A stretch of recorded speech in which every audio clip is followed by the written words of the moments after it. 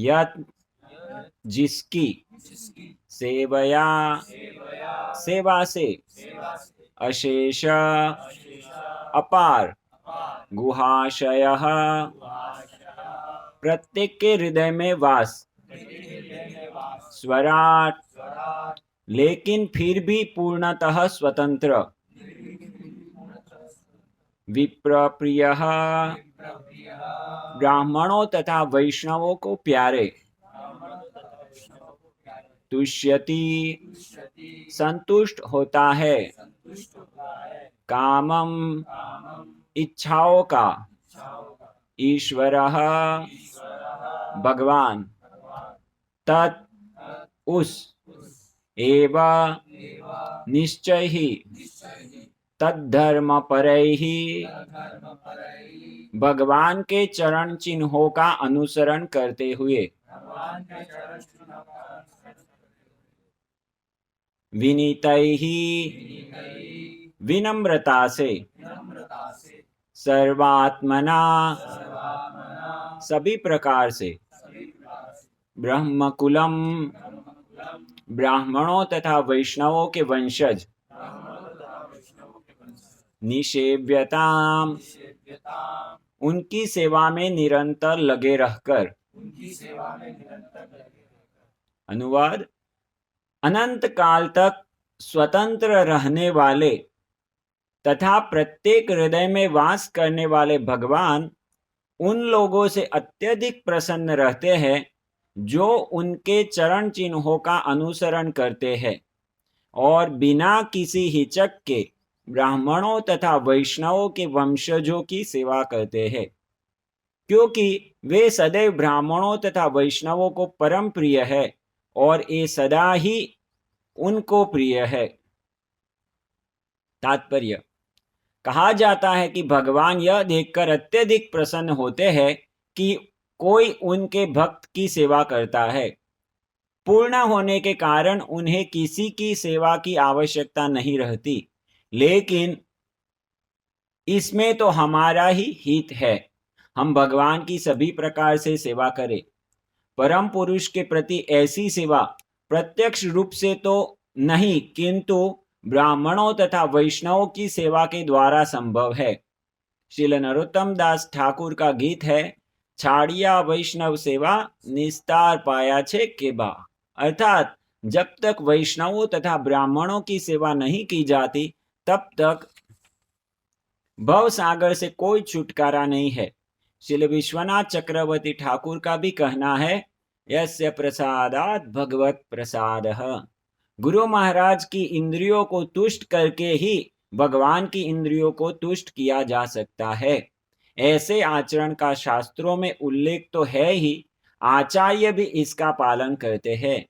पृथु महाराज ने अपनी प्रजा को भगवान के आदर्श आचरण का अनुसरण करने तथा इस प्रकार ब्राह्मणों एवं वैष्णवों की सेवा में प्रवृत्त होने की सलाह दी।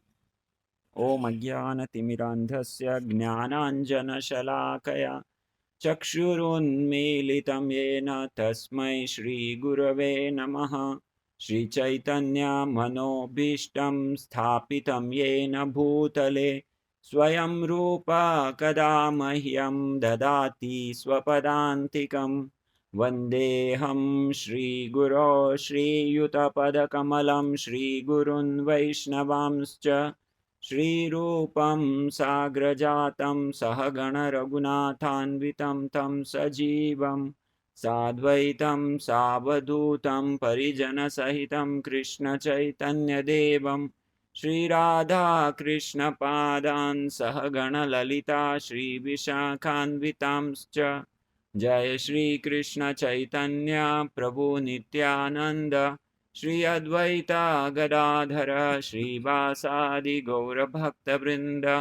हरे कृष्णा कृष्णा कृष्णा हरे हरे, हरे राम राम राम हरे।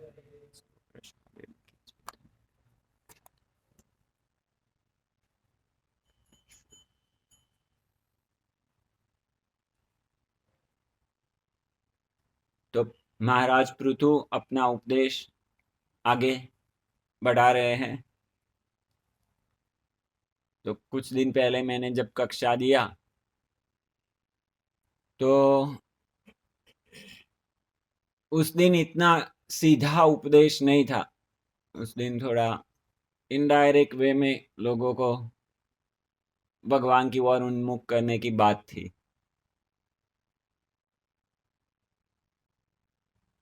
भगवान का जैसे विराट रूप का दर्शन करना या इस प्रकार की थोड़ी थोड़ी बात थी, लेकिन आज सीधा सीधा बात। और जो इसके पहले श्लोक हो गया उसमें उन्होंने प्रमाण स्थापित किया कि मैं आपको ऐसा करने के लिए कह रहा हूं, लेकिन वो कहने से पहले उन्होंने प्रमाण स्थापित किया कि देखो ये भी कर रहे हैं। तो जो पृथु महाराज के वाक्य है वो प्रमाण आधारित है। जैसे भगवान भी भगवद गीता में अर्जुन को जब ये श्लोक बताए यद यद आचरति श्रेष्ठ, भगवान क्या कहते हैं, न मे पार्थास्ति कर्तव्यम त्रिषु लोकेषु किंचन, मेरे लिए करने जैसा कुछ नहीं है लेकिन फिर भी मैं करता हूं। और ऐसे दूसरे ऋषिगण भी ऐसे करते हैं, जनक आदि ऋषियों ने भी ये सब किया।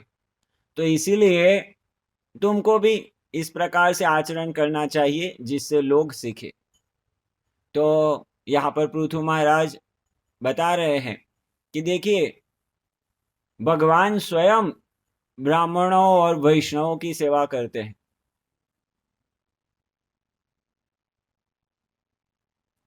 और उस तात्पर्य में प्रभुपाद जी ने स्पष्ट किया, जैसे पृथु महाराज बताया कि भगवान ने भी वो संपत्ति ये सेवा करके प्राप्त किया। तो प्रभुपाद जी के तात्पर्य से स्पष्ट होता है कि इसका अर्थ क्या है। ऐसा नहीं है कि भगवान के पास संपत्ति नहीं थी और ब्राह्मणों की सेवा करके प्राप्त किया, लेकिन यहाँ पर भगवान शिक्षा देने के लिए वो कार्य कर रहे हैं। तो आचार्यों के माध्यम से हम समझ सकते हैं कि भगवान के कौन से कार्य है वो हमारे आचरण करने योग्य है और कौन से कार्य है वो पूजा करने के योग्य है। तो भगवान जो भी कार्य करते हैं भौतिक जगत में, उसमें हमारे लिए कुछ ना कुछ शिक्षा है, उसमें से हम सीख सकते हैं सब, लेकिन सब अनुकरणीय नहीं है। अनुकरणीय कुछ भी नहीं है, लेकिन कुछ कार्यों से हम सीख सकते हैं जो आचार्य हम जैसे बताते हैं। तो जैसे ये कार्य था कि ब्राह्मणों और वैष्णवों की सेवा करना, तो भगवान ने दिखाया, वो करके दिखाया और सीखने के लिए हमारे लिए उदाहरण प्रस्तुत किया। लेकिन रासलीला जैसे कार्य है तो वो कार्य हमको करने के लिए नहीं है। और इसलिए जहां रासलीला का वर्णन आता है उसके पहले ही सुखदेव गोस्वामी वर्णन कर देते हैं कि अगर कोई रासलीला का अनुकरण करता है तो वो कैसा होगा। क्या उदाहरण बताया उधर, शिव जी का विषपान करने की जो लीला है उसको अनुकरण करना।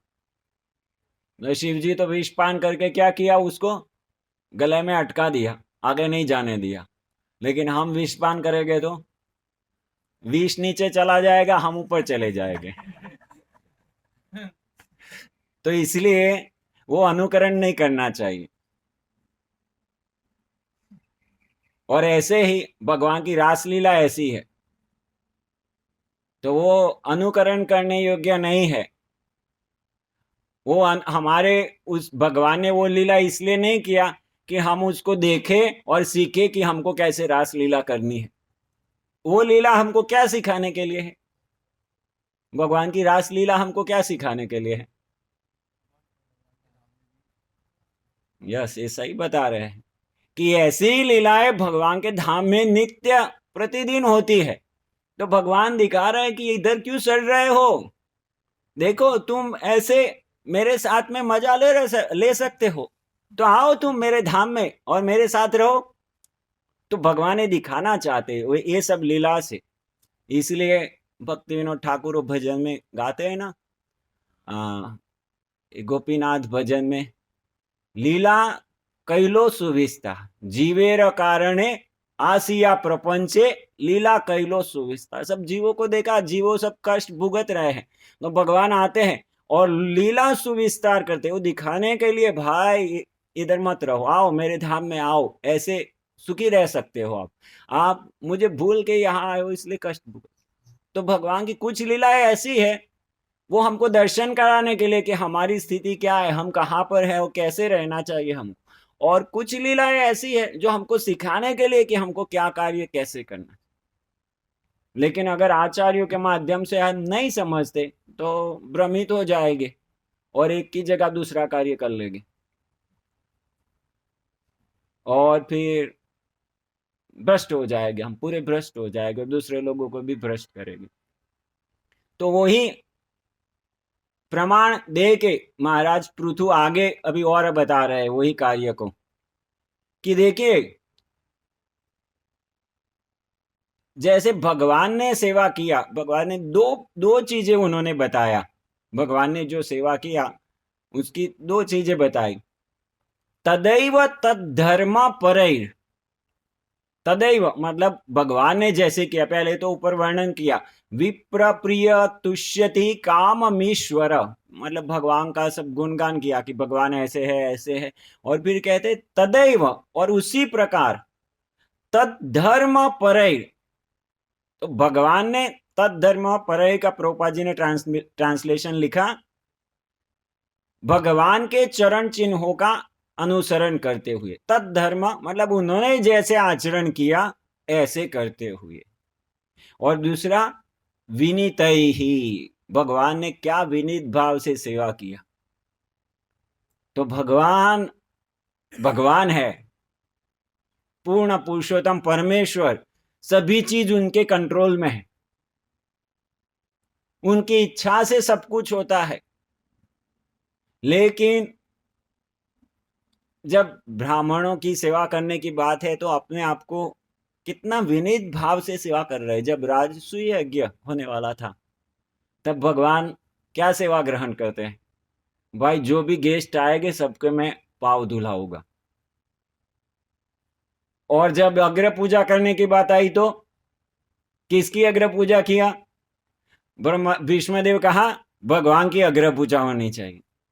मतलब देखिए कितना कॉन्ट्रास्ट है, एक बाजू उनको सबसे बड़ा व्यक्ति सबसे बड़ी पूजा दे रहे हैं और दूसरी बाजू वो सबसे निम्न सेवा ग्रहण कर रहे हैं। मतलब भगवान मान अपमान ये सब जो भाव है हमारे, मैं इतना बड़ा हूं, वो सब भाव से परे है भगवान। और भगवान ये चाहते हैं कि हम भी उसको अंगीकार करें, क्योंकि हमको उनके पास जाना है। तो भगवान के पास जाना है तो भगवान जैसा भाव हमको अंगीकार करना पड़ेगा। और इसलिए महाराज पृथु ये बता रहे हैं कि जैसे भगवान ने विनीत भाव से सेवा किया ऐसे आप लोग भी सेवा कीजिए। तो अपने प्रजाजनों को एक कार्य सिखा रहे कि अगर ये कार्य करेंगे सब ठीक रहेगा। यस्य प्रसादात भगवत प्रसादो, अगर ब्राह्मणों और वैष्णवों को हम प्रसन्न कर देते हैं हमारा सब कार्य सफल हो जाएगा।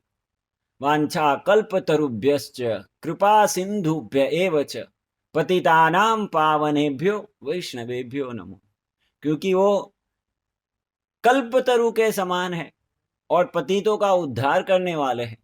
इसलिए अगर हम उनको प्रसन्न करते हैं तो भगवान प्रसन्न हो जाएंगे, और भगवान प्रसन्न हो जाएंगे तो यस्मिन तुष्टे जगत तुष्टम, अगर भगवान संतुष्ट हो गए तो बस बाकी सब संतुष्ट हो जाएंगे। तो ये सिद्धांत बहुत ही महत्वपूर्ण है, खास करके जो भक्ति में प्रगति करना चाहता है।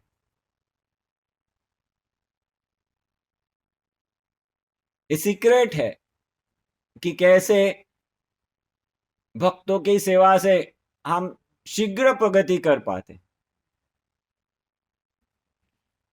उसका भक्तों की सेवा करने से शुरुआत में ये विनीत भाव नहीं है तो आर्टिफिशियली भी, बनावटी रूप से भी हम हमारा अहंकार ना बोलता है कि नहीं नहीं भाई ये तो ठीक है, अभी इतना तो करते हो तुम, इतना थोड़ा नीच नहीं, उसको अहंकार को तोड़ करके भी ये सेवा करेंगे अगर हम, तो एक दिन वो भक्तों की कृपा से वो अहंकार वास्तव में गल जाएगा और हम हमारे हृदय में वो वास्तविक नम्रता प्रकट होगी।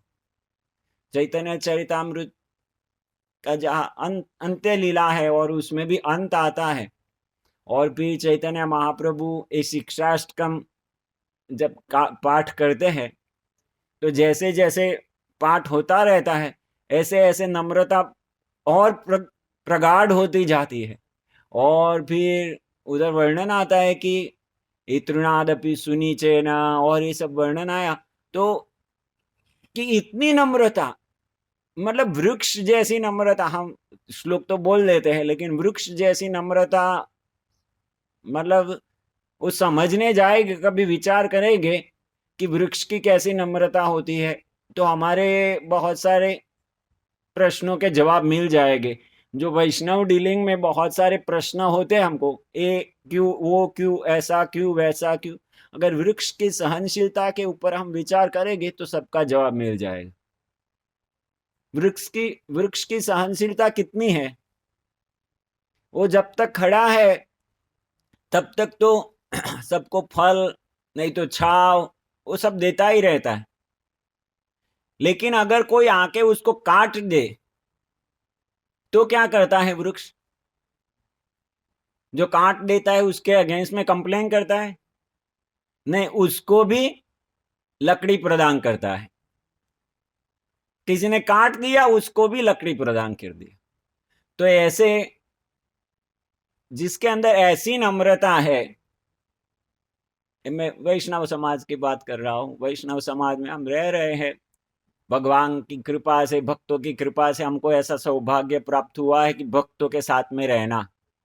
और जब ऐसे समाज में हम रह रहे हैं और उसमें अगर हमको कहीं कुछ ऐसा लग रहा है कि मुझे सहन करना पड़ रहा है, और वो सहन करना हम इस प्रकार से ना ले कि ये व्यक्ति मेरे कष्ट का कारण, वो जो वास्तविकता है, कोई व्यक्ति हमारे कष्ट का कारण नहीं होता। हमारे कष्ट का कारण कौन है? हम स्वयं है। बहुत सारी कथाएं आती है उसकी भी, अवंती ब्राह्मण और वो सब, कि हमारे कष्टों का कारण कोई दूसरा नहीं लेकिन हम ही है। तो उसको समझते हुए दूसरे व्यक्ति के प्रति द्वेष भाव, अपराध भाव ना आके, दूसरी बात आए कि प्रतिहिंसा त्यजी।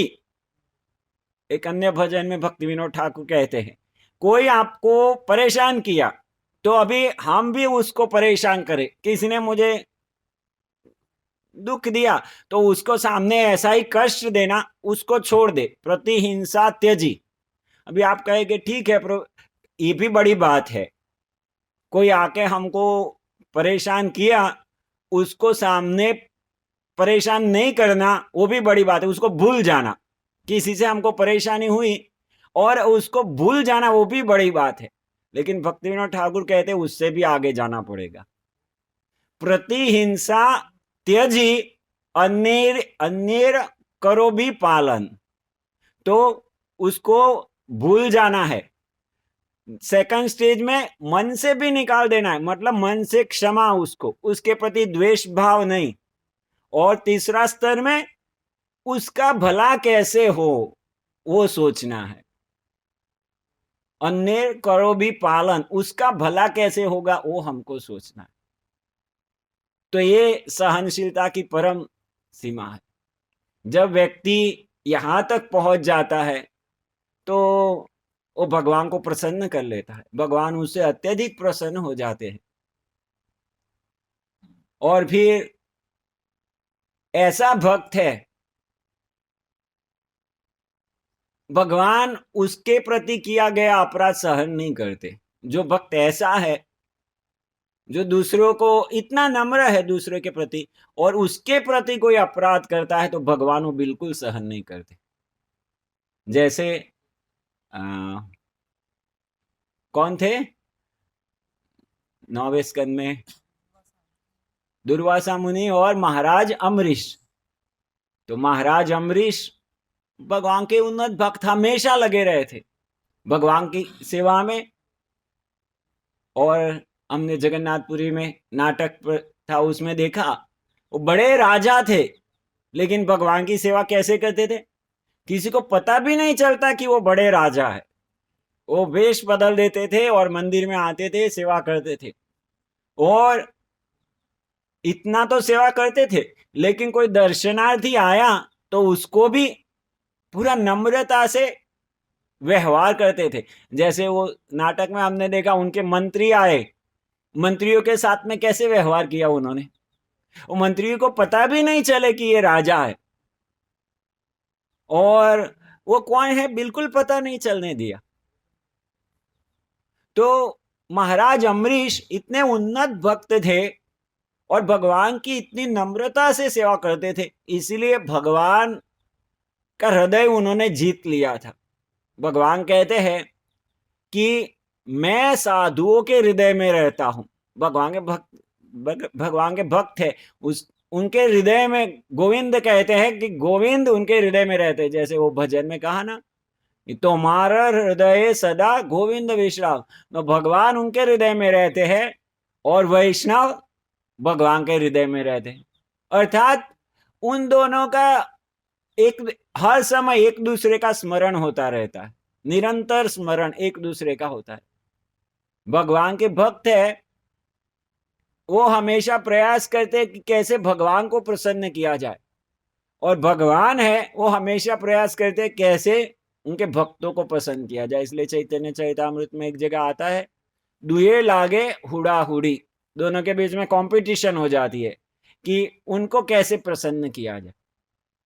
तो जो भगवान के ऐसे भक्त है, वो भगवान को इतने प्रिय है कि भगवान उनके प्रति किए हुए अपराधों को नहीं सहन करते। और इसलिए दुर्वासा मुनि को बोल दिया, भाई मैं इसमें कुछ नहीं कर सकता, आपको कुछ राहत चाहिए तो जाओ, आपने जिनका अपराध किया उनके पास जाओ। तो ये भगवान का जो अपना स्थिति, आप भगवान की जो स्थिति है, भगवान प्रकाशित कर रहे हैं कि मुझे भक्त कितने प्रिय है।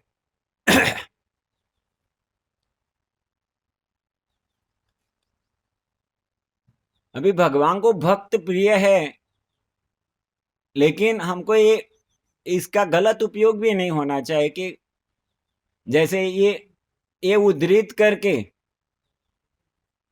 अगर किसी ने मेरा अपमान किया और मैं उसको कहता हूं ए तू वैष्णव अपराध कर रहा है, तो फिर हमको समझना चाहिए कि भाई ये इसलिए अप्लाई करने के लिए नहीं है कि मैं कितना महान हूं। ये वैष्णवों की महिमा बताई गई है, वो ये बताने के लिए नहीं है कि मैं कितना महान हूं। हमको हमारे लिए समझना चाहिए कि हमारे लिए ये भजन है, आमारो जीवन सदा पापे रहत नाही एक पुण्य रलेश। मैं तो ऐसा हूं, मेरी औकाती क्या है। कल तक तो मैं ऐसे फटीचर जैसे घूमता था और क्या इंद्रिय भोग में सब लिप्त था। आज भक्तों ने मुझे कृपा करके धोती कुर्ता तिलक और कंठी माला दे दिया, और अभी मैं सोचूं हाँ अभी मैं वैष्णव बन गया।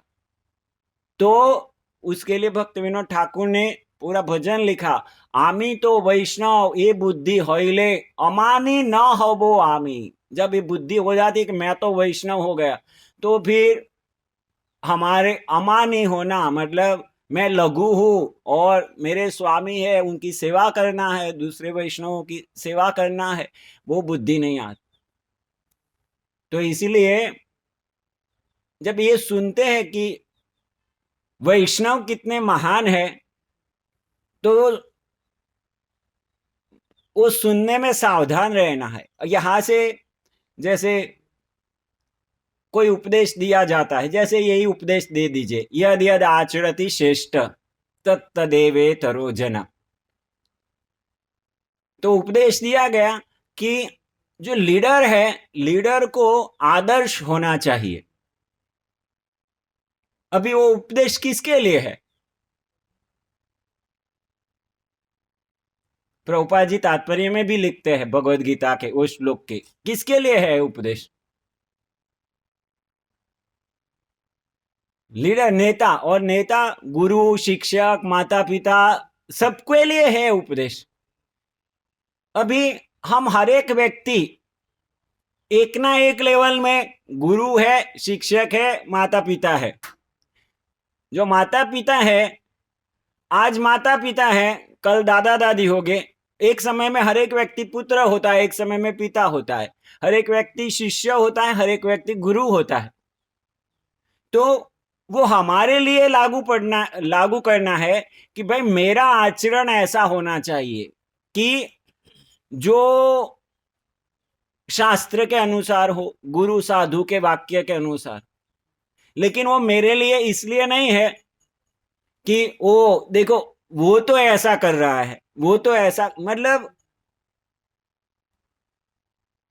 वो इसलिए नहीं है कि भगवान ने कृपा करके मुझे कोई आश्रय दिया है, कोई शेल्टर दिया है। अभी उस शेल्टर में मैं शरणागत होने की जगह उसमें यही देखता रहूं कि अरे आप तो ये गलती कर रहे हैं, ये तो ये गलती कर रहा है, तो ऐसे मैं करता रहूंगा तो कभी मैं आगे नहीं बढ़ूंगा। जहां पर भी मैं जाऊंगा तो कहीं ना कुछ तो रहेगा ही। हम सब साधक अवस्था में हैं और हमारी स्थिति ऐसी है कि हमको इतना ही संग मिल सके। अगर उन्नत संग मिल भी गया तो हम ब्लास्ट हो जाएंगे अपराध करके। तो इस संग में भी हमको जिनके अंडर में रखा गया, तो ये उपदेश जब हम सुनते हैं, यदि यद आचरति श्रेष्ठ, तो वो उपदेश इसलिए नहीं है कि दूसरों के अंदर गलतियां निकालने के लिए, लेकिन वो हमारे लिए कि हमारा आचरण किस प्रकार से होना चाहिए। नो डाउट उससे और भी एक शिक्षा है कि हम जिनके अंडर में है उनको चेक भी कर सकते हैं। जैसे गुरु, इवन गुरु जब बनाना है तो वर्णन है कि गुरु और शिष्य 1 साल साथ में रहते हैं और उस समय वो देखते हैं, परीक्षण होता है, मतलब शिष्य देखता है कि मैं शरणागत हो पाऊं नहीं हो पाऊं, ये सब कुछ। और गुरु साधु शास्त्र के अनुसार जो गुरु का आचरण है वो शास्त्र अनुसार है नहीं है, वो भी सब देखता है। लेकिन एक बार हमने पक्का कर लिया हो, निश्चित हो गया कि हाँ ये शास्त्र के अनुसार बता रहे हैं, और फिर जब हमारी ट्रेनिंग का समय आए तो ट्रेनिंग के पीरियड में कुछ ऐसे आदेश हो सकते हैं कि जो हमारे अहंकार को ठेस पहुंचा सके, और उस समय हम उस कार्यों को ऐसे देखें कि ये तो सही आचरण नहीं है, तो फिर हमारा प्रशिक्षण नहीं हो सकता। तो इसलिए हमको ये जो बात है कि उनका आचरण श्रेष्ठ आचरण नहीं है, कभी कभी ऐसा लग सकता है उनका आचरण ऐसा भी हो जैसे हमारे पे गुस्से हो गए, या तो हमारे साथ इस प्रकार का व्यवहार किया जो हमको लगता है कि सही व्यवहार नहीं हुआ हमारे साथ। ये श्रेष्ठ आचरण नहीं, एक लीडर ऐसा नहीं होना चाहिए। तो अगर मैं शिष्य हूं तो मेरा कर्तव्य नहीं है कि मैं लीडर को ट्रेनिंग दूं कि उनको कैसा होना चाहिए। तो इसलिए ये श्लोक हम जब सुनते हैं तो वो श्लोक से हम हमारे जो नेता है, हमारे जो स्वामी है, उनको सिखाने का प्रयास नहीं करना चाहिए। तो मेरा कहने का भाव है, जब हम सुनते हैं कि वैष्णवों की सेवा करना है तो उससे हमको ये नहीं सीखना है कि अभी मैं वैष्णव हो गया सबको मेरी सेवा करनी चाहिए, नहीं तो वो गलत हो जाएगा। तो जब हम ये सुनते हैं तो हमको ये हमारे लिए है, भाई मुझे सीखने की जरूरत है। मैं इतना अहंकारी हूं कि मैं सोचता हूं कि मैं बड़ा हो गया, तो मुझे यहां देखना है। देखो भगवान कितने बड़े हैं, लेकिन भगवान कितने नम्रता से सबकी सेवा करते हैं। और अभी मुझे इतना छोटा सा कुछ पदवी मिल गया, ये मिल गया, या तो मैंने धोती कुर्ता पहन लिया, या तो मेरी दीक्षा हो गई, अभी मैं सोचता हूँ मैं बड़ा हो गया और मेरे हृदय में आशा है कि लोग मेरी सेवा करें, लोग मुझे प्रणाम करें। तो वो समझने के लिए है कि ये भाई मेरे लिए नहीं है, अन्यथा क्या होगा। जैसे नहुष राजा की कथा आती है, तो नहुष राजा थे, शायद चंद्रवंश में, भगवान जिस वंश में आए उसी वंश में आए, मतलब कितने प्रतापी राजा। और ऐसा नहीं था कि खाली वो वंश में आ रहे थे, लेकिन उनका शौर्य भी ऐसा था, उनकी प्रसिद्धि भी ऐसी थी, उनकी प्रसिद्धि स्वर्ग तक फैली हुई थी।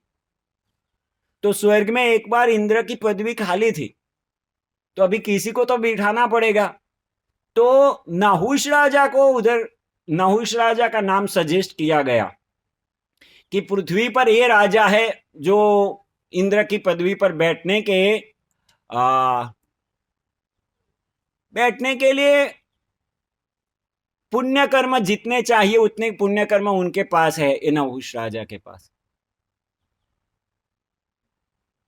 लेकिन उनके अंदर वो गुण नहीं थे, या तो ऐसा ही कुछ था, कुछ कमी थी, लेकिन किसी की आवश्यकता थी।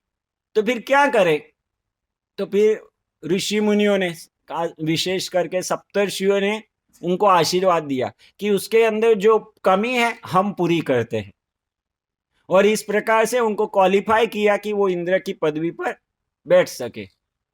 तो इंद्र की पदवी पर बैठ गए नहुष राजा। तो अभी कारभार करने लगे पूरा स्वर्ग का। और फिर जब व्यक्ति ऐसे कार्य करने लगता है तो क्या होता है, धीरे धीरे धीरे धीरे उसका जो जो टेम मतलब भाव होता है वो भाव बदल जाता है। हालांकि उनको इस सप्तर्षियों ने बिठाया था, वो उनके अंदर कुछ कमी थी, लेकिन वो दिमाग से निकल गया। जब वो हैंडलिंग करने लगते हैं फिर उनको लगता है सब मेरे ही कंट्रोल में है और मैं ही सब कुछ कर रहा हूं, और इसीलिए वो नम्रता भूल गए और फिर ये भाव में आ गए कि मैं ही इंद्र हूं। अभी उनको तो प्रॉक्सी में रखा था, लेकिन उनको क्या लगा, मैं ही इंद्र हूं। तो मैं इंद्र हूं, तो अभी मेरा अधिकार है कि मैं इंद्राणी का भोग करूं। तो उन्होंने, माता शची इंद्राणी उस समय थे, तो उनको मैसेज भेजा कि मेरी इच्छा है कि आप मेरी सेवा में प्रस्तुत होइए। तो उन्होंने ब्रह्मा जी को दिखाया, देखो इनको आप इधर बिठा दिया लेकिन उनकी बुद्धि ऐसी भ्रष्ट हो गई, क्या करूं मैं। तो ब्रह्मा जी ने युक्ति चलाई। ब्रह्मा जी ने बोला आप उनको संदेश भेजिए कि मेरे स्वामी इंद्रदेव अभी तक गजराज पे सवार होके आए, ऐरावत पर सवार होके आए हैं और रथ में आए हैं मेरे मेरे साथ शयन करने के लिए, लेकिन मैंने कभी देखा नहीं कि वो सप्तर्षियों की पालकी में बैठ के आए हो। तो मेरी इच्छा है कि आप सप्तर्षियों की, आप पालकी में बैठ के आए और सप्तर्षियों को कहे वो पालकी ढोए। ये मैसेज भेजा नहुष राजा को, जो इंद्र थे। तो उनकी बुद्धि मारी गई थी, तो उन्होंने सप्तर्षियों को आदेश दे दिया कि आपको मेरी पालकी लेके चलना है। और सप्तर्षि इतने नम्र थे कि भाई चलो इंद्र का आदेश है, चलो पालन करेंगे हम। तो उन्होंने पालन भी किया, पालकी भी चलाई और उसको बिठा के लेके जा रहे थे। लेकिन उसमें एक है, एक ऋषि, शायद अष्टावक्र ऋषि है, तो उनका शरीर इस प्रकार से है कि वो सीधे नहीं चल सकते। तो ये नहुष बड़ा गुस्से हो गए, अरे एक तो सीधे नहीं चलते और जल्दी लेके नहीं जाते। तो ऐसे कुछ शायद सर्प सर्प ऐसा कुछ बोल रहे थे, अर्थात उसका मतलब होता है जल्दी चलो, ये क्या सर्प जैसे टेढ़े मेढ़े चल रहे हो, सीधे चलो, तो ऐसा कुछ। तो बारंबार वो पालकी से ऐसे आदेश दे रहे हैं, और ऐसा भी सुना मैं शायद पाव निकाल के ऐसे लात भी मार रहे हैं। तो सहन किया ऋषि मुनियों ने थोड़े समय, लेकिन एक हद से बाहर गया तो उन्होंने फिर शाप दे दिया कि जाओ तुम अजगर बन जाओ। और जैसा होता है, जब व्यक्ति कामांध हो जाता है ना, उसको कुछ दिखाई नहीं देता क्या कर रहा है, लेकिन जैसे ही श्राप आता है फिर तुरंत जागृत हो जाता है, मैंने क्या कर दिया। तो ऐसे ही नहुष राजा तुरंत जागृत हो गए, क्या कर दिया मैंने, तुरंत माफी मांगते हैं। और फिर उनको बोलते हैं ठीक है, तुम्हारा उद्धार होगा जब कृष्ण आएंगे तब, ऐसे कुछ फिर उनको कंसेशन दिया। तो राजा नहुष है वो अजगर बन जाते हैं बड़े। और जब पांडवों का वनवास होता है तो भीम जाते हैं फूल लेने के लिए, और उधर से रिटर्न आते हैं, तब ये नहुष राजा उधर थे। और नहुष राजा भीम को एक कथा कहते हैं कि देखो पदवी का पावर कितना होता है। तो सब बताया उन्होंने, धन और पदवी और प्रसिद्धि, वो कैसे तीनों व्यक्ति को बांध देती है। तो उधर पदवी की बात बता रहे थे कि पदवी से कैसे व्यक्ति का टेम्पो पूरा पूरा उसका स्वभाव बदल जाता है, वो पूरा विनीत भाव सब उड़ जाता है। लेकिन हम देखते हैं कि भगवान देखे कितनी ऊंची पदवी पर बैठे हैं, कोई कंपे असम ऊर्ध्व, उनके समान या उनके ऊपर कोई नहीं है, लेकिन अहंकार नाम की चीज उनको स्पर्श नहीं करती। मतलब कोई भी भौतिक दूषण उनको स्पर्श नहीं कर सकता। हमेशा वो नम्रता वाला जो भाव है, भक्तों के प्रति उनका जो आदर सम्मान है, मतलब उनके प्रेम है, प्रगाढ़ता है, वो कभी भी मिस नहीं होती। तो हम भगवान के आदर्श से हम सीख सकते हैं कि हमको भी हमेशा विनीत भाव में रहना चाहिए कि देखो अरे भाई भगवान ऐसे रहते हैं, तो वो भगवान का एक अंश, मैं जो भी कर पा रहा हूं वो किसकी कृपा से है, भगवान की कृपा से है। भगवान का एक अंश, भगवान की एक शक्ति कुछ मेरे पास है जिससे मैं कर पा रहा हूं। और तो मुझे क्यों अहंकार करने की जरूरत है, मैं बड़ा हूं क्यों भाई। तो इसलिए हमको नम्रता से, जहां पर अवसर मिला हो, जो भी अवसर मिला हो, भक्तों की सेवा करने का प्रयास करना चाहिए, उससे भगवान प्रसन्न होते। और ऐसे अनेक उदाहरण है, अनेक भजन है जिसमें ये वैष्णव महिमा गाई गई है। तो ये तो सरल विषय है, हम जो बारंबार सुनते हैं, लेकिन ये अहंकार सब नष्ट कर देता है हमारा। और सबसे बड़ा उदाहरण है द्रौपदी माता और पांडवों का जो अपराध हुआ। भगवान ने महाभारत जो पूरा किया, भगवान ने जानबूझ के महाभारत करवाया। क्यों? क्योंकि भगवान वो नहीं सहन कर पाए थे, जो द्रौपदी का अपराध स्पेशली भगवान वो नहीं सहन कर। तो आराधना और अपराध दो शब्द है, एक है आराधना, एक है अपराध। भगवान को वो बहुत ही पसंद है कि कोई उनके भक्तों की सेवा करे। इसलिए क्या श्लोक है, भगवान क्या कहते हैं, आराधनाम सर्वेशाम विष्णुराराधनाम परम तदीयानाम तस्मात् परतर देवीम तदीयानाम समर्चनम। ये शिव जी कहा, और भगवान भी स्वयं भी बोलते हैं मद भक्त पूजा अधिका। तो भगवान स्वयं भी बोलते हैं मेरे भक्तों की पूजा मेरी पूजा से भी ज्यादा महत्वपूर्ण है।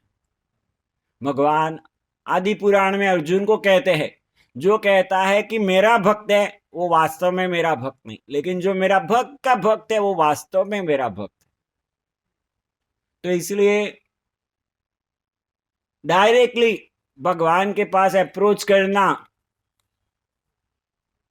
वो ठीक है, हम कुछ नहीं करें उससे ठीक है। लेकिन जैसे व्यक्ति प्रगत होता है ना, वो ये समझता है कि मैं डायरेक्टली भगवान के पास नहीं जा सकता। कनिष्ठ अधिकारी जो है उसका लक्षण क्या है, अर्चायाम हरहे, मतलब ये जो अर्चा विग्रह की सेवा पूजा है, बस उसमें ही उसकी श्रद्धा है, मैं और भगवान। बीच में दूसरा कोई नहीं, मैं हूं, भगवान है। तो ये कनिष्ठ अधिकारी का स्तर है। लेकिन जब वो आगे बढ़ता है तब क्या होता है? प्रेम मैत्री कृपोपेक्ष, क्या है फिर? ईश्वरे तदधीनेषु बालिशेषु द्विषत्सु च प्रेम मैत्री कृपोपेक्ष यह करोति समध्यमा। तो जब व्यक्ति आगे बढ़ता है तो भगवान में तो प्रेम है ही, लेकिन फिर वो दूसरे भक्तों को भी रिकॉग्नाइज करता है कि भाई मैं और भगवान नहीं, भगवान के पास जाना है तो भगवान के सेवक हैं और मुझे उनके माध्यम से जाना पड़ेगा। इसलिए पहला साक्षात्कार है, हम शरीर नहीं है, हम आत्मा है, जीवेर स्वरूप होए कृष्णेर नित्यदास। लेकिन अगर हम आगे आगे प्रगति करेंगे फिर दूसरा साक्षात्कार होता है, गोपी भरतु पद कमलयोर दास दासानुदास। तो मैं खाली शरीर नहीं, आत्मा हूं, उतना नहीं, मैं भगवान के दास का दास का दास का दास। और जब व्यक्ति इस चेतना में फिक्स होता है तो जो हमारी सबसे बड़ी ऑब्स्टिकल है अहंकार, ऐसे ही दूर हो सकता। तो यहाँ पर हम भगवान से और पृथु महाराज से उपदेश सीख सकते हैं कि कैसे हमारे जीवन में इसको प्रोमिनेंट बना सकते हैं। और ये जो रहस्य है जिससे हमारा भक्ति का पथ सरल हो सकता है, हम सरलता से भक्ति में प्रगति कर सकते हैं, उसको उपयोग कर सकते। कई बार भक्त प्रश्न करते हैं, शुरुआत में तो रुचि थी भक्ति करने में, लेकिन थोड़े समय बाद अध्ययन करने में रुचि चली जाती है, जप करने में रुचि चली जाती है, श्रवण में रुचि चली जाती है। क्या कारण होता है इसका? अगर थोड़ा दूसरी तरह से हम देखें, रुचि कैसे आती है? कोई बता सकता है रुचि कैसे आती है? उसका भी सीक्रेट भागवतम में पहले स्कंद में बताया। हाँ, सही श्लोक है, शुश्रूषो शब्दधान से वासुदेव कथा रुचि स्यान महत सेवया विप्रा पुण्य तीर्थ निषेवणात्। जो पुण्य तीर्थ, जो भगवान के भक्त है, निषेवणात्, यहाँ पर आज भी वही शब्द है, निसेवया, निषेवया, निषेव्यताम। तो उनकी जब सेवा की जाती है, भगवान के भक्तों की सेवा की जाती है, तो भगवान की कथा सुनने में रुचि आती है।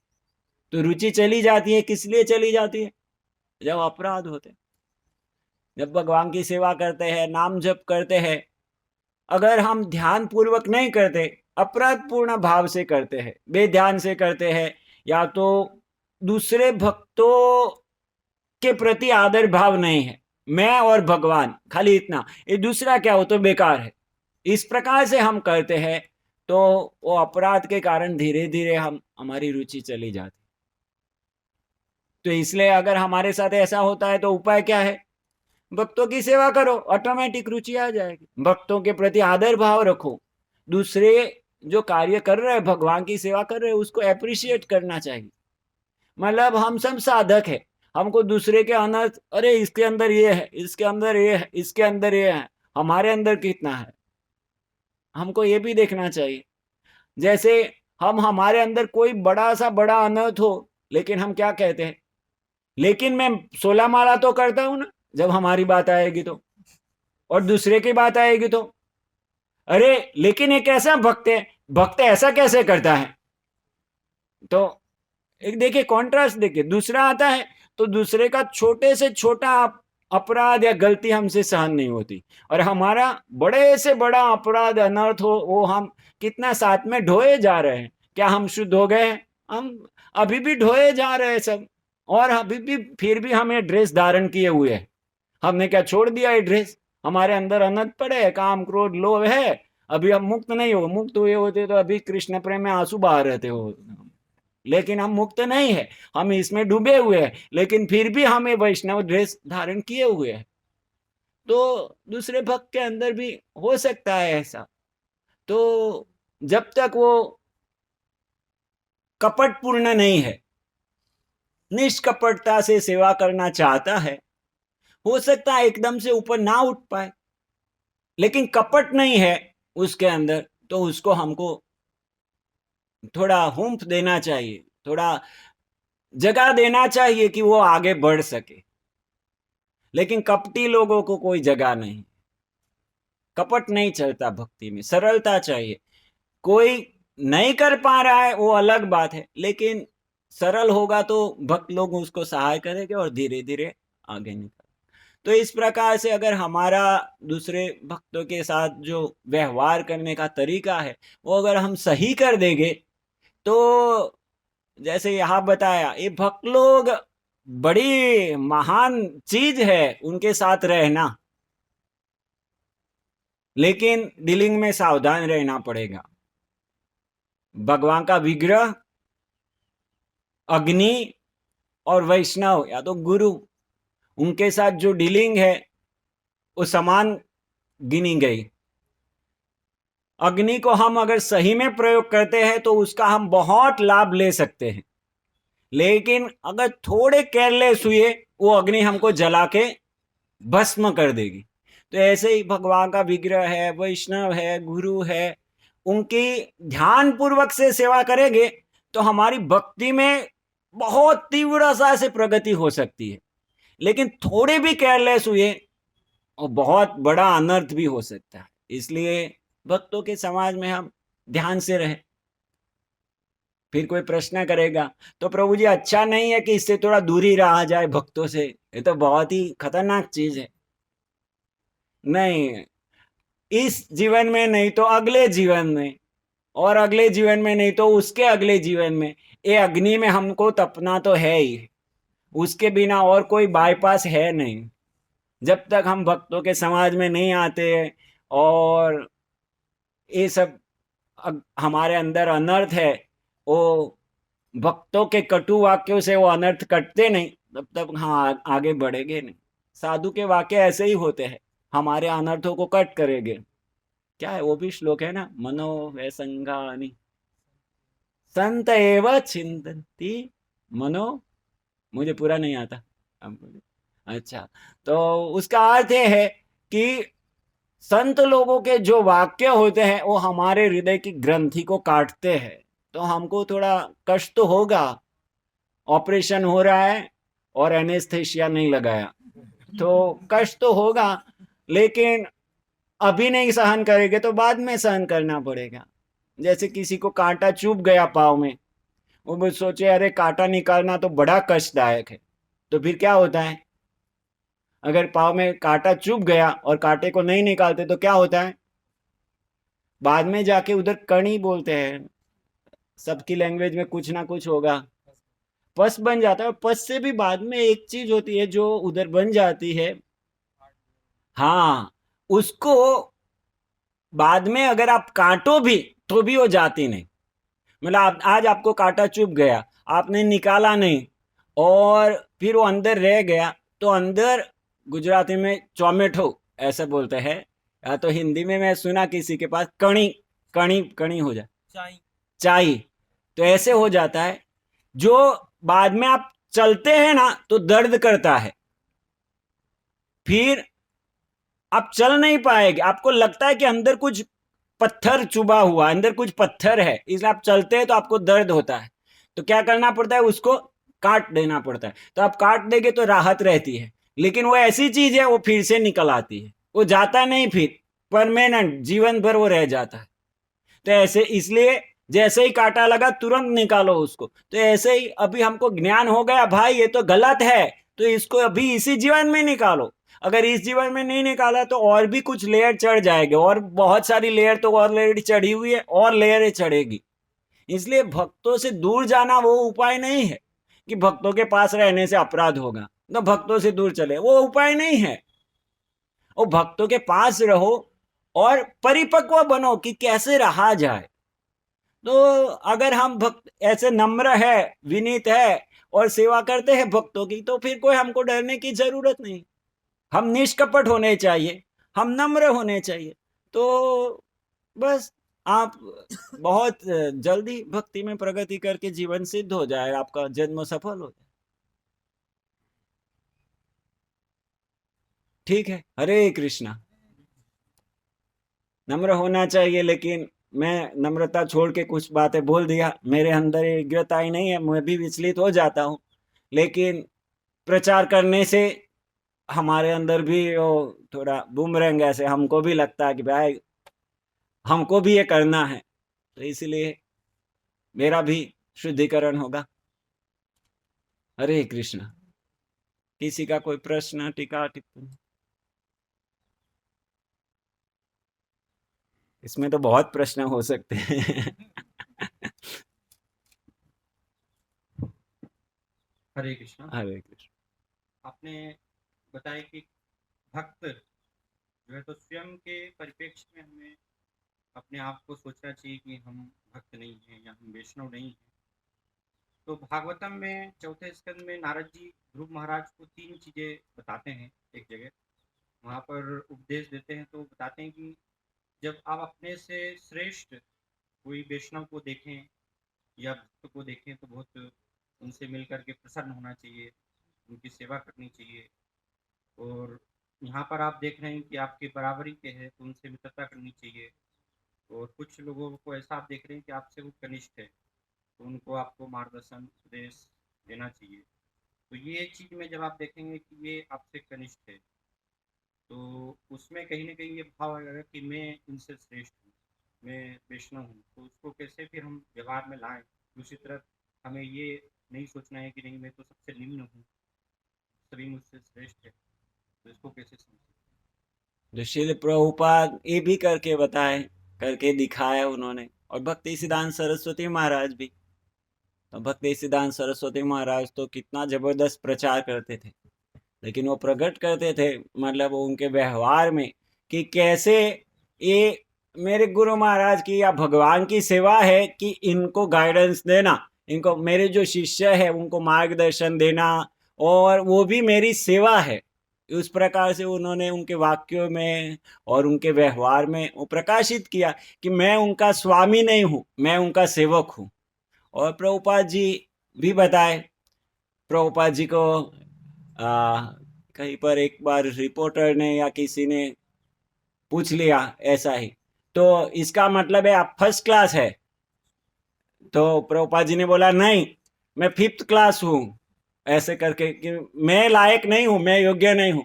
लेकिन ये तो मेरे गुरु महाराज की कृपा है, ये सब मेरे शिष्य नहीं है, मेरे गुरु महाराज के शिष्य है। तो इस प्रकार से वो भाव कि जो मध्यम अधिकारी का भाव है, ईश्वरे तद अधीनेशु बालिशेषु द्विसत्सु च, तो प्रचार करना है तो हमको ये स्तर पे रहना पड़ेगा, तो डिफ्रेंशिएट करना और वो सब कुछ करना है। लेकिन जैसे व्यक्ति प्रगति करता है उसको धीरे धीरे इससे भी और आगे बढ़ेगा, मध्यम अधिकारी से भी उत्तम अधिकारी के स्तर पे जाएगा। और उत्तम अधिकारी के स्तर पे वो देखता है कि मैं भक्त नहीं हूं, बाकी सब भक्त है। लेकिन उत्तम अधिकारी के स्तर पे भी प्रचार नहीं हो सकता। और हमको हमारे गुरु महाराज और श्री प्रभुपाद उन्होंने कार्य दिया है, प्रचार करना है। तो भले ही अगर आप उत्तम अधिकारी भी हो तो भी उसको प्रकट नहीं करो, आप यही मध्यम अधिकारी, हमको हमारे गुरु महाराज ने ये बताया है भाई कि हमको ये स्तर में रहना है। तो जो भी हो, हम जहां पर भी जा रहे हो हमको तो ये करना है, हमको ये डिफ्रेंशिएट करना है, हमको समझना है हम गुरु महाराज के आदेश पर हम सेवक है और हमको सेवा करना है। हमको चाहे पोस्ट भी दिया तो पोस्ट भी दिया तो एक गुरु महाराज ने सेवा दिया है कि इन भक्तों को मार्गदर्शन देना, मतलब मैं इनका सेवक हूं, मैं इनका स्वामी नहीं हूं। तो इस प्रकार से भाव बना के रख सकते। और कुछ सजेशन हो तो आप प्रभु जी।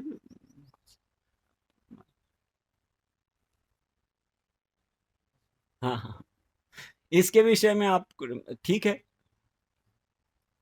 प्रश्न ये था कि हम जैसे वो यदि आचरती श्रेष्ठ वो बात आपने बताया, तो हम वैष्णवों के संग में रहते हैं और वैष्णवों से अलग अलग गुण सीखते हैं, सेवा करना सीखते हैं। और हर भक्त ऐसा सोचता है कि जो आदर्श हैं उनके साथ हम रहें, उनसे हम सीखें। तो समय के साथ-साथ वो आदर्श व्यवहार या आदर्श आचरण दिखाई नहीं देता है, कुछ चीज़ें कमी दिखाई देती है। और जिनका आदर्श व्यवहार है, हो सकता है हम उनके साथ इतना समय नहीं रह पाएँ, या क्योंकि वो दूर है बहुत, इसीलिए हमको आदर्श अभी लग रहा है, लेकिन नज़दीक आके ऐसा लगे कि शायद उनमें भी कमी है।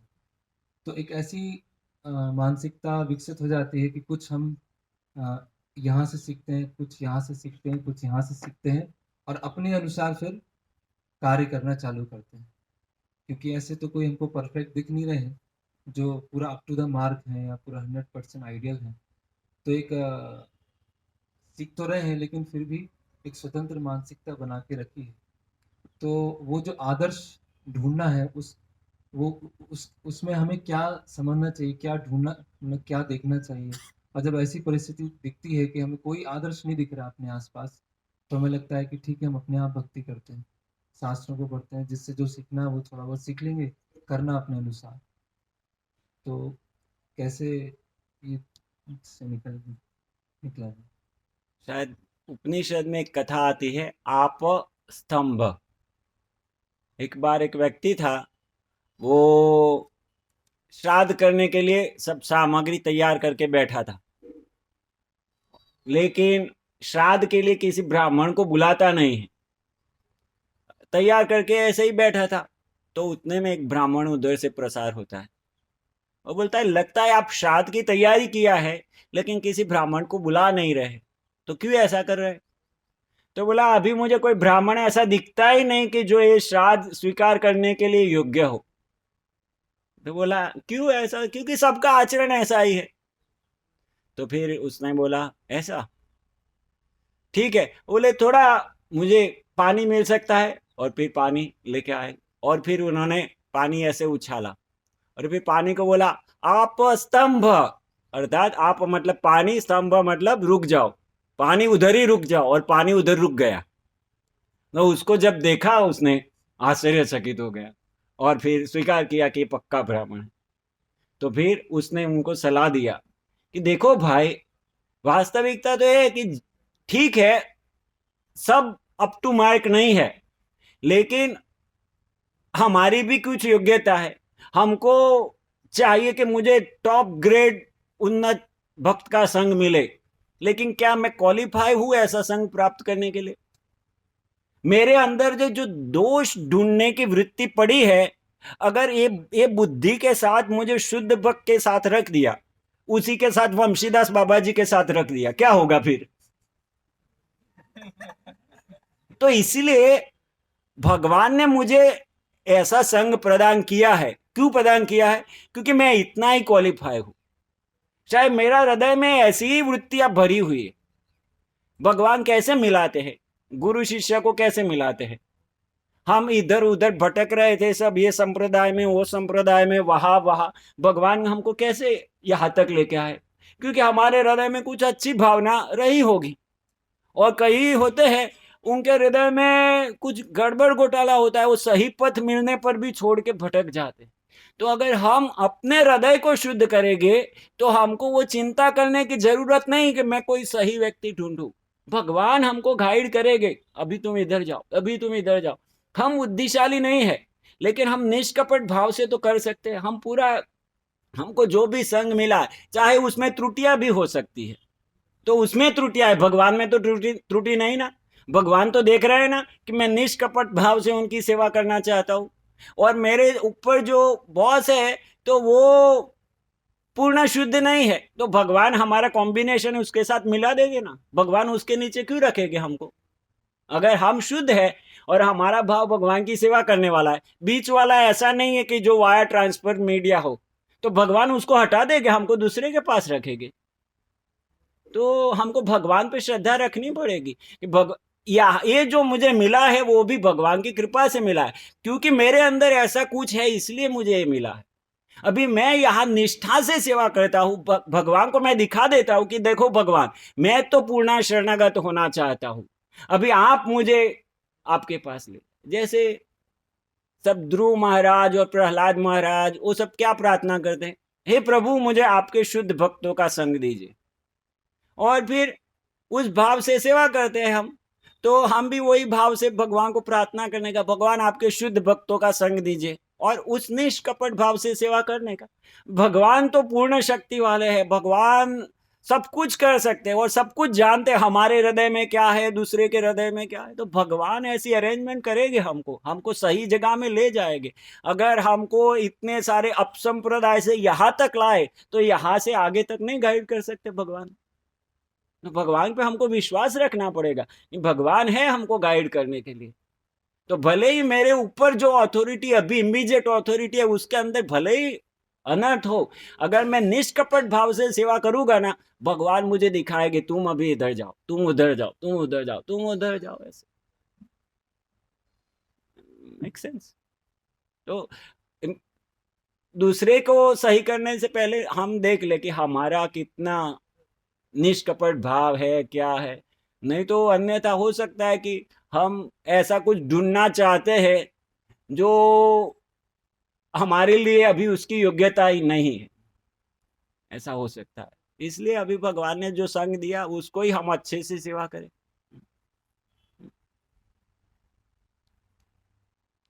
हरे कृष्ण। बोलिए बोलिए। जी हरे कृष्ण। मेरा एक प्रश्न है कि जब हम भक्ति में शुरुआती अवस्था में रहते हैं, तो भक्ति जीवन में हमारे कुछ आदर्श भक्त होते हैं जो हमारे लिए बहुत आदर्श रूप में है। हम उनके साथ सेवा करने का इच्छा रखते हैं, उनके जैसा भगवान का सेवा करें। लेकिन अगर हम भक्ति जीवन में आते हैं और फिर धीरे धीरे सेवा करते करते हमें कुछ पदवी मिलती है, कुछ रिकॉग्निशन मिलता है, और फिर हम ऐसा होता है कि हम आदर्श भक्त के साथ में सेवा करते हैं, और फिर हम वो चेतना मेंटेन नहीं कर पाते हैं शुरू वाला, जो हमको इस भक्त की सेवा करना है और इनके जैसा भगवान का सेवा करना है। और फिर हम उनके साथ सेवा करते करते हम उनमें कमी ढूंढना चालू कर देते हैं, और हम कहीं ना कहीं उनके गुरु बनने लगते हैं, उनकी गलतियों को सही सुधारने का प्रयास करते हैं। तो हम कहाँ पे कमी करते हैं ऐसा स्टार्टिंग से कि हमारी चेतना ऐसी दूषित हो जाती है, और इससे कैसे निकलना चाहिए हमें अगर इस स्थिति पे हम पहुंचे हैं? तो शुरुआत में क्या सावधानी रखें जो ऐसा परिस्थिति नहीं बने, और अगर बनता है तो फिर निकालने का तरीका? देखिए, मतलब हमारा जिनके साथ ज्यादातर डीलिंग रहता है उनके मैं बात कर रहा हूं कि वो हम सब साधक है। तो साधक है अर्थात हम सिद्ध नहीं है, तो कुछ ना कुछ त्रुटि तो रहेगी। तो ऐसा नहीं कि मुझे दिख रही है त्रुटि, वो उनको भी दिख रही है कि उनके अंदर त्रुटि है, लेकिन कुछ त्रुटियां ऐसी होती हैं वो इमीडिएटली ओवरकम ही नहीं हो सकती है। जैसे मेरे हृदय में कृष्ण प्रेम के अलावा कोई विचार नहीं आना चाहिए, क्या संभव है अभी इमीडिएटली मेरे लिए? संभव नहीं है। तो मुझे उसके लिए वेट करना पड़ेगा। तो ऐसे कुछ त्रुटियां तो ऐसी होती है जो इमीडिएटली हम ओवरकम ही नहीं कर सकते। इसलिए वो उपदेशामृत में स्वभाव जनित श्लोक है ना। हाँ, तो कुछ चीजें हैं वो हमको, एक शरीर ही ऐसा मिला है कि वो ऐसा ही रहेगा पूरा जीवन। तो भक्त का जो ऐसा व्यवहार है जो स्वभाव जनित ही है, तो उसको अनदेखा करना चाहिए, उसका हृदय देखना चाहिए, को किस प्रकार से भगवान की सेवा करना चाहता, वो कितना शरणागत है। उसके भी कोई गुरु हो गए, वो भले ही हमसे पीछे है, लेकिन उसकी शरणागति कितनी है भगवान के प्रति, गुरु के प्रति, वो कितना निष्कपट भाव से सेवा करता है, वो सब कुछ देखना चाहिए। और ऐसे जो स्वभाव जनित गुण है या आकस्मिक कोई दुर्घटना है, तो उसको अनदेखा करना चाहिए, उसके ऊपर फोकस करेंगे तो अच्छी बात नहीं। और रही बात उनको सिखाने की, तो वो भी कार्य हो सकता है, लेकिन एक है मर्यादा व्यतिक्रम, कि हमको मर्यादा का ध्यान रखना चाहिए कि कौन व्यक्ति किसको सिखाएगा। तो वो मर्यादा व्यतिक्रम को ध्यान में रखते हुए कार्य हो सकता है। जब मैत्रेय विदुर जी के पास गए, उद्धव जी के पास गए, उद्धव जी ने बोला नहीं मेरे पास नहीं, आप विदुर जी के पास जाए, ऐसा ही था ना। हाँ, क्योंकि उधर मर्यादा व्यतिक्रम का सवाल था। तो इसलिए उद्धव जी ने नहीं चर्चा किया मैत्रेय मुनि के, हाँ, और उनको विदुर जी के पास भेज दिया। तो ऐसे वैष्णव डीलिंग में हमको दिखता है कि कोई हमारे से बहुत वरिष्ठ है या तो ऐसा व्यक्ति है जो हमको भक्ति में लेके आए थे, लेकिन क्योंकि कुछ कारणवश वो वही मिनियल सर्विस कर रहा है, और या तो हमारा भगवान की कृपा से पूर्व कर्मों के कारण अच्छा इंटेलेक्चुअल है, या हम ऐसी सेवा कर सकते हैं मैनेजमेंट या ऐसी, और हम बड़ी सेवा करने लगे हैं और हमको ऐसा कुछ कार्य करना पड़ रहा है कि उनको सही करना है, ये करना है। तो विनीत भाव से जाके उनको रिक्वेस्ट पूर्ण कि प्रभु जी क्या ऐसा करे, इस प्रकार से हो सकता है। या तो दूसरे वरिष्ठ भक्त से बात की जा सकती है कि आप उनको ये बताइए। तो अगर हृदय में ये भाव रखेंगे इस प्रकार से, तो हमारा हृदय कलुषित नहीं होगा। लेकिन हम उनको डायरेक्टली बोलना चालू कर देंगे, अरे आप ऐसे है, वैसे है, ये है, वो है, आप ये कीजिए, वो कीजिए, तो आज नहीं तो कल धीरे धीरे ऐसा हो जाएगा। इसलिए भले ही हमारे से जो वरिष्ठ है वो हमारे साथ फ्रेंडली बिहेव करते हो, मैत्रीपूर्ण, लेकिन हमारी ओर से हमको हमेशा सावधान रहना। वो तो हमारे पे कृपा कर रहे हैं हमारे साथ फ्रेंडली रह के, लेकिन हमारा कर्तव्य है कि हम जाने कि हम कौन सी स्थिति में है। इसलिए हमेशा सावधान रहने का, भाई मर्यादा व्यतिक्रम कौन कहाँ है। ऐसा नहीं है कि हम एक रूम में रह रहे हैं तो सब समान हो गए, वो नहीं है। एक्चुअली वर्णाश्रम के अनुसार देखेंगे ना तो वो व्यवहार भी ऐसे ही होता था। जो उन्नत होगा वो उन्नत ही रहेगा, वो उनके साथ मिलेगा जुलेगा नहीं। लेकिन वैष्णव डीलिंग में क्या होता है, जो ये हमारा व्यवहार है कि अमानी न माने देना, तो जो अगर सीनियर भी भक्त होगा वो ऐसा बिहेवियर नहीं करता जनरली कि मैं बड़ा हूँ, ये है, इसलिए हर हमेशा ऐसे नहीं घूमते रहते, वो सबके साथ घुल मिल के रहते। लेकिन हमारा कर्तव्य है कि हम जाने भाई हमारी स्थिति क्या है, दूसरे की स्थिति क्या है। ईश्वरे तद अधीनेषु बालिशेषु द्विषत्सु। तो इस प्रकार से व्यवहार करना पड़ेगा। अगर हमारा जैसे राजा होता, इसके पहले वाले श्लोक में या उसके थोड़े पहले ही आया ना, इन दिव्य रिद्धियों के कारण वैष्णव राजकुल से अधिक शक्तिशाली होते हैं। अतः सलाह दी जाती है कि राजकुल इन दोनों कुलों पर अपना शौर्य प्रदर्शित न करे और उनको अपमानित करने से बचे। तो राजा पावरफुल है और राजा का काम है राज्य में सब कुछ ठीक ठाक चले, लेकिन जब वैष्णवों के साथ, ब्राह्मणों के साथ डीलिंग कर रहा है तो उसको सावधान रहना चाहिए, अन्यथा गड़बड़ी हो सकती है। ठीक है, और किसी को? ठीक है। हरे कृष्ण। श्रीमद् भागवतम की जय। श्रील प्रभुपाद की जय। गौर प्रेम।